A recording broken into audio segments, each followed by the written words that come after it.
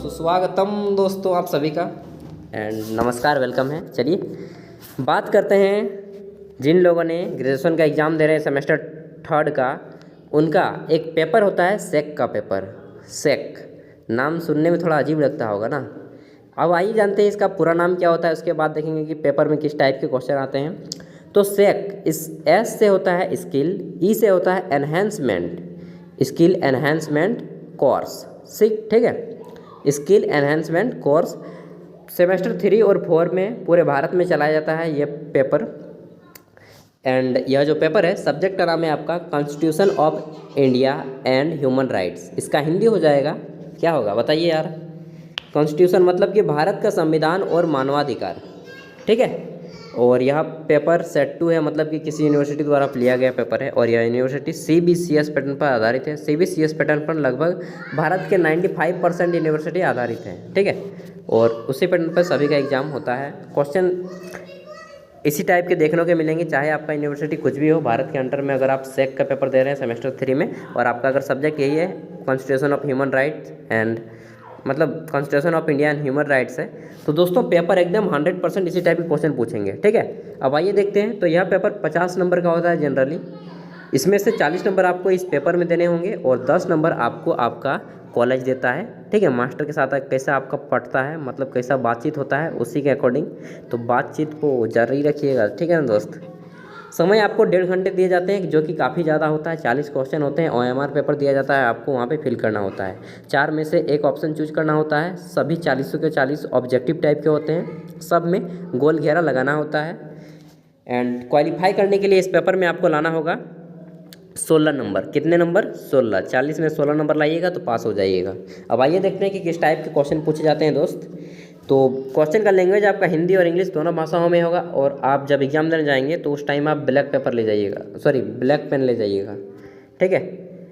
तो देखिए पढ़ते हैं, केवल हिंदी को ही अभी पढ़ेंगे क्योंकि समय बहुत ज़्यादा लग जाएगा, 40 क्वेश्चन पढ़ेंगे तो पहला है 9 दिसंबर 1946 को संविधान हॉल में संविधान सभा की पहली बैठक किसके अध्यक्षता में हुई? The constitution assembly first meet on 19 December 1946 in constitution hall under the chairmanship of. तो किसके अध्यक्षता में हुई थी? तो दोस्तों सबसे पहले अस्थायी अध्यक्ष चुना गया, डॉक्टर सच्चिदानंद सिन्हा को अस्थायी अध्यक्ष चुना गया और इसी की अध्यक्षता में यह हुई थी। उसके बाद जितना भी एक अस्थायी अध्यक्ष चुना गया कि नहीं भाई अब अस्थायी रूप से किसी को चुना जाए, तो उस समय राजेंद्र प्रसाद को चुनाया गया, लेकिन इसका आंसर डॉक्टर सच्चिदानंद सिन्हा होंगे, ठीक है।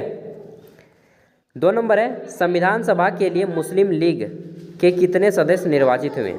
How many members of Muslim League were elected for constituent assembly? तो इसमें जो मुस्लिम लीग पार्टी था एक, इसमें 73 लोगों को सिलेक्ट किया गया था, 73, ठीक है। तीसरा क्वेश्चन है संविधान सभा के सलाहकार कौन थे?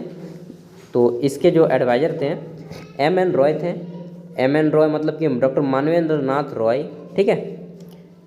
नेक्स्ट है आपका 4 नंबर, भारत का विभाजन कब हुआ? When the partition of India टुक। तो इंडिया का प्लेस हुआ था आपका 1947 को, 15 अगस्त 1947 की मध्य रात्रि में भारत और पाकिस्तान 2 भागों में बंट गया था। और क्या बताएं, आप लोग सब जानते हैं यार। 5 नंबर, भारत में गणतंत्र दिवस कब मनाया गया?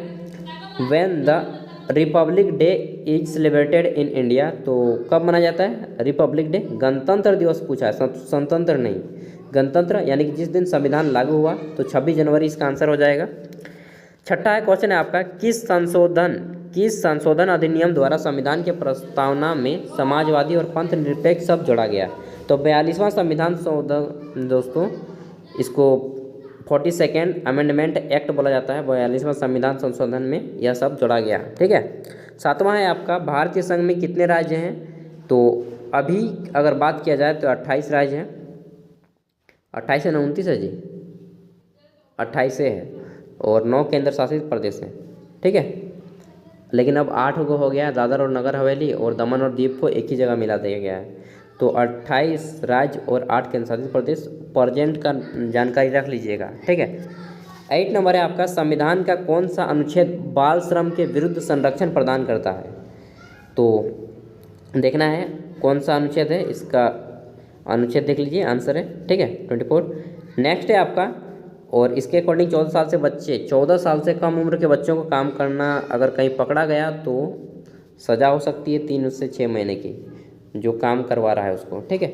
9 नंबर है आपका, निम्नांकित में कौन मौलिक अधिकार नहीं है, तो कौन सा फंडामेंटल राइट नहीं है, आपको बताना है। संपत्ति का अधिकार दोस्तों पहले था, लेकिन बाद में इसको हटा दिया गया संपत्ति के अधिकार को, और उसको इससे रिप्लेस कर दिया गया।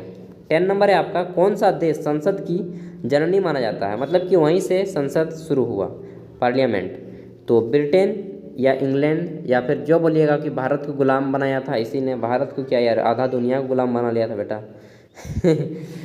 11 नंबर है, निम्नांकित में संविधान का कौन सा उपबंध आयरलैंड से लिया गया है, तो दोस्तों भारत का जो नीति राज्य के नीति निर्देशक तत्व हैं यह आयरलैंड से लिया गया है, इसको याद रखिएगा, क्योंकि भारत का संविधान मूल रूप से खिचड़ी है, बहुत से देशों का मिला जुलाया खाना हम लोग खा रहे हैं।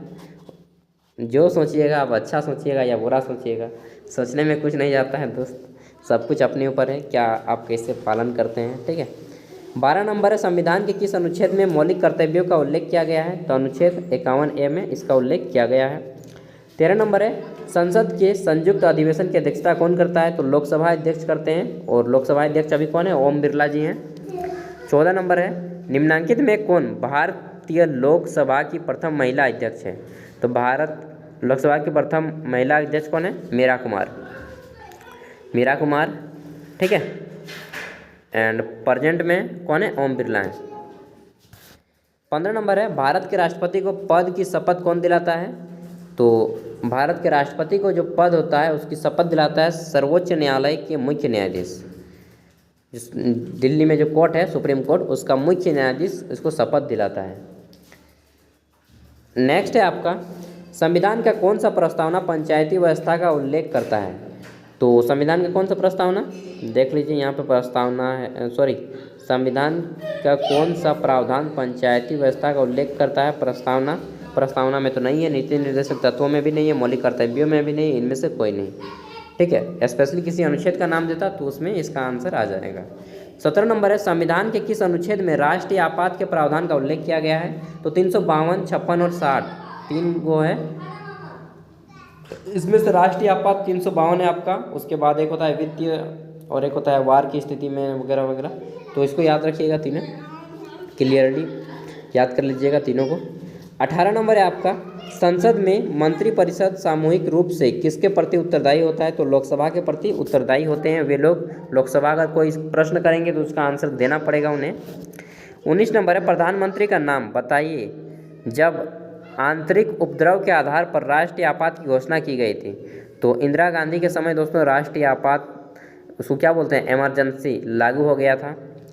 20 नंबर है, संविधान के किस अनुच्छेद के अंतर्गत राज्य में राष्ट्रपति शासन लगाया जा सकता है, तो राज्य में, किसी भी राज्य में राष्ट्रपति शासन अनुच्छेद 356 के अकॉर्डिंग लगाया जा सकता है। 352, 56 और 60 तीनों को पढ़ लीजिएगा, ठीक है। 60 है वित्तीय स्थिति। 21 नंबर, राज्यसभा के उपसभापति का निर्वाचन कौन करता है, तो राज्यसभा के उपसभापति जो होते हैं वो होते हैं भारत के वर्तमान उपराष्ट्रपति को उसका सभापति कहा जाता है राज्यसभा का, और उपसभापति को चुना जाता है जो कि राज्यसभा के सदस्य द्वारा चुना जाता है, ठीक है। मेंबर ऑफ आपका राज्यसभा को बड़ा सदन या फिर उच्च सदन, और लोकसभा को निम्न सदन कहा जाता है। 22 नंबर है, निम्नांकित में कौन पूर्वोत्तर राज्य नहीं है, तो कौन पूर्वोत्तर का जो निकला हुआ भाग है जहाँ पे नागालैंड, मेघालय, असम, मणिपुर सब है, तो उसमें बताना है कि कौन इसमें शामिल नहीं है। तेलंगाना जो कि दक्षिण भारत का एक राज्य है, 2014 में इसका निर्माण हुआ है। 23 नंबर है, निम्नांकित में किस राज्य का अपना संविधान है, तो जम्मू कश्मीर का अपना संविधान था, अब है नहीं है, ठीक है। 2019 में यह राज्य टूट के 2 केंद्र शासित प्रदेशों में बढ़ गया है, यूटी में, यूटी मतलब होता है यूनियन टेरिटरी, केंद्र शासित प्रदेश। 24 नंबर है, झारखंड में लोकसभा सदस्यों की संख्या कितनी है, तो दोस्तों झारखंड में लोकसभा सदस्यों की संख्या 14 है, इसको भी याद रख लीजिएगा। एंड राज्यसभा की 6 सीटें हैं। झारखंड के प्रथम राज्यपाल कौन है, तो देखिए आप जिस भी स्टेट से एग्ज़ाम देंगे ना, जिस भी स्टेट से देंगे, मतलब जो भी राज्य में आप पढ़ाई कर रहे हैं उस राज्य से आपके लगभग 8 क्वेश्चन रहेंगे दोस्त, से 7 क्वेश्चन आपको उस राज्य के देखने को मिलेंगे। तो इससे टेंशन ना लें कि सभी क्वेश्चन झारखंड से ही होंगे, क्या नहीं, केवल 8 से 7 क्वेश्चन आपको झारखंड को ही देखने को मिलेंगे। मतलब जो भी आप राज्य में करते हो एग्जाम, उसी एग्जाम के देखने को मिलेंगे, बाद बाकी सभी क्वेश्चन सेम होंगे, ठीक है। तो झारखंड के प्रथम राज्यपाल थे प्रभात कुमार एंड प्रथम मुख्यमंत्री थे डॉक्टर बाबूलाल मरांडी। डॉक्टर बोलता हूँ यार, शिट, बाबूलाल मरांडी नहीं, केवल डॉक्टर बहुत बड़ी उपाधि हो गई। 26 नंबर है, 2018 में राज्यसभा के उप सभापति के रूप में किसकी नियुक्ति हुई? तो 2018 में राज्यसभा के उप सभापति हरिवंश यार जमा ही लेने लगता हूँ, हरिवंश नारायण सिंह। एंड अभी आप लोग को करंट देख लेना होगा जितने भी चीज़ें हैं। राज्यसभा के सदस्य का कार्यकाल कितना होता है? 6 साल का होता है दोस्तों, और प्रत्येक 2 वर्षों में 1/3 सदस्यों का चुनाव होता है। राज्यसभा में सदस्यों की संख्या 250 होती है, उसको भी याद कर लीजिएगा। 28 नंबर है, डॉक्टर BR अम्बेडकर, भीमराव अम्बेडकर किस मौलिक अधिकार को संविधान का हृदय और आत्मा कहे थे? तो उन्होंने जो कहा था संविधान के उपचार का अधिकार को इसकी आत्मा कहा था, राइट टू कॉन्स्टिट्यूशनल रिमेड्स, ठीक है। तो रिमेड्स को इन्होंने कहा कि यह उपचार का अधिकार नहीं, यह संविधान की आत्मा है, ठीक है, हृदय है, आत्मा है, आत्मा को इंग्लिश में क्या बोलते हैं? सोल। 29 नंबर है, संसद के किस सदन में धन विधेयक प्रस्तावित किया जा सकता है? तो धन विधेयक केवल दोस्तों लोकसभा में ही इसको दिया जा सकता है, पेश किया जा सकता है, ठीक है। और यह धन विधेयक है या नहीं, यह निर्धारण करेंगे लोकसभा अध्यक्ष। अगला है 30 नंबर, लोकसभा में राष्ट्रीय वार्षिक बजट कौन प्रस्तुत करते हैं? तो वित्त मंत्री जी दोस्तों जो होते हैं, finance minister of India, way budget करते हैं। जैसे कि अभी कौन है? निर्मला सीतारमण थे पहले, अभी हो गए अरुण जेटली जी ना, नहीं, अभी भी निर्मला सीतारमण है, पहले अरुण जेटली थे। और निर्मला सीतारमण पहले थी आपकी, क्या बोलते हैं उसको, रक्षा मंत्री थी, अभी चेंज हो गई हैं। 2022 की मैं बात कर रहा हूँ। 31 नंबर है, निम्नांकित में कौन गैर सरकारी अंतर्राष्ट्रीय संगठन है जो कि मानवाधिकार के क्षेत्र में कार्यरत है? तो एमनेस्टी इंटरनेशनल दोस्तों एक गैर सरकारी बोल सकते हैं कि यह अंतर्राष्ट्रीय लेवल पे काम करता है और बहुत अच्छा इसका काम है। रिजल्ट अभी देखने को मिले हैं इसके, काफ़ी अच्छी चीज़ें हैं। नेक्स्ट है आपका 32 नंबर, मानवाधिकार का 3 जनरेशन में विभाजन किसके द्वारा प्रस्तुत किया गया? The division of human rights into 3 generation was introduced by, तो यह आपका प्रस्तुत किया गया था कोरेल वसाक के द्वारा 1979 में, ठीक है। नेक्स्ट है आपका प्रसिद्ध नारा स्वतंत्रता, समानता और भ्रातृत्व किससे संबंधित है? तो दोस्तों यह फ्रांसीसी क्रांति का एक प्रसिद्ध नारा है, जो कि मतलब क्या बोलते थे, वहाँ पे 3 भागों में बांटा गया था, आपको मालूम है। एक पादरी वर्ग था, एक कुलीन वर्ग था और एक सामान्य वर्ग था। तो वहाँ पे छुआछूत का भावना था, डिटेल में पढ़ लीजिएगा यार आप लोग, मैं केवल इंडिकेट कर दे रहा हूँ। 34 नंबर है, निम्नांकित में कौन सा मानवाधिकार का उल्लंघन संविधान के मौलिक अधिकारों के अंतर्गत संरक्षित है? तो बच्चों के प्रति क्रूरता, लैंगिक भेदभाव और जातीय भेदभाव, ये सभी जो है संविधान में बताया गया है। लेकिन यहाँ पे बोला कि संविधान के मौलिक अधिकार, तो मौलिक अधिकार में बात करेगा तो यहाँ पे हो जाएगा बच्चों के प्रति क्रूरता, ठीक है। नेक्स्ट है आपका 35 नंबर, निम्नांकित में कौन मानवाधिकार कार्यकर्ता बचपन बचाओ आंदोलन से जुड़े हैं? तो दोस्तों कैलाश सत्यार्थी, जिनको नोबेल पुरस्कार भी मिला था मलाला यूसुफजई के साथ, इन्होंने बचपन बचाओ आंदोलन में काफ़ी काम किया है। और इनके साथ और एक है कि उसको क्या बोला जाए, बच्चा खान, खान अब्दुल गफ्फार खान को बच्चा खान के नाम से जाना जाता है। एंड भारत के प्रथम विदेशी व्यक्ति जिसे नोबेल क्या बोलते हैं भारत रत्न दिया गया, उनका नाम था खान अब्दुल गफ्फार खान, ठीक है, उन्हीं का नाम बच्चा खान है। 36 नंबर है, 10 दिसंबर को कौन सा दिवस मनाया जाता है? तो दोस्तों 10 दिसंबर को मानवाधिकार दिवस मनाया जाता है, ह्यूमन राइट्स डे। 37 नंबर है, मानवाधिकार आयोग के अध्यक्ष की नियुक्ति कौन करते हैं? तो मानवाधिकार आयोग के जो अध्यक्ष होते हैं उसकी नियुक्ति करते हैं राष्ट्रपति।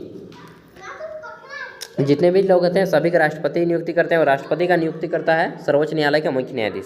38 नंबर है, संविधान के किस अनुच्छेद के अंतर्गत मानव का दुर्व्यवहार है या व्यापार है जी? दुर्व्यापार एक दंडनीय अपराध है।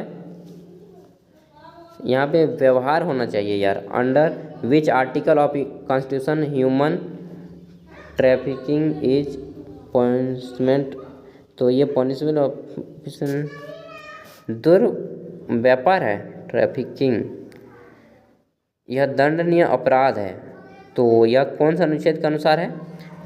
आर्टिकल 23 है। नेक्स्ट है आपका 39 नंबर, अंतिम क्वेश्चन इसके बाद बोला होगा। मानवाधिकार का प्रथम जनरेशंस का मुख्य आधारित है नागरिक राजनीति अधिकार। नागरिक राजनीति अधिकार। और अंतिम क्वेश्चन है 40 नंबर कि निम्नांकित में कौन मानवाधिकार के प्रेरणा नहीं है? निम्नांकित में कौन मानवाधिकार की प्रेरणा नहीं है? Nelson Mandela, Mohammad Yusuf and इसका आंसर हो जाएगा, सही आंसर डायरेक्ट बता देता हूँ, हाफिज सईद होंगे। तो ये था आपका क्वेश्चन। इसी टाइप के क्वेश्चन आपको देखने को मिलेंगे। एंड साथ ही आपका अगर कोई दोस्त पढ़ाई कर रहा हो, बीए, बीकॉम, बीएससी कुछ भी ऑनर्स हो, यहाँ पे क्वेश्चन पेपर अवेलेबल है दोस्तों, तो उन तक भी वीडियो को शेयर कीजिएगा। एंड इसका पीडीएफ का लिंक मैं वीडियो के डिस्क्रिप्शन में दे रहा हूँ, वहाँ से जाकर के डाउनलोड करके देख सकते हैं। एंड बेस्ट ऑफ लक, अच्छे से एग्ज़ाम दीजिए यार। एग्ज़ाम में एक भी क्वेश्चन छोड़ना मत यार, नेगेटिव मार्किंग नहीं होता है, ठीक है ना दोस्त। एंड कुछ भी डाउट हो तो पूछ लेना कमेंट करके। Thank you, best of luck.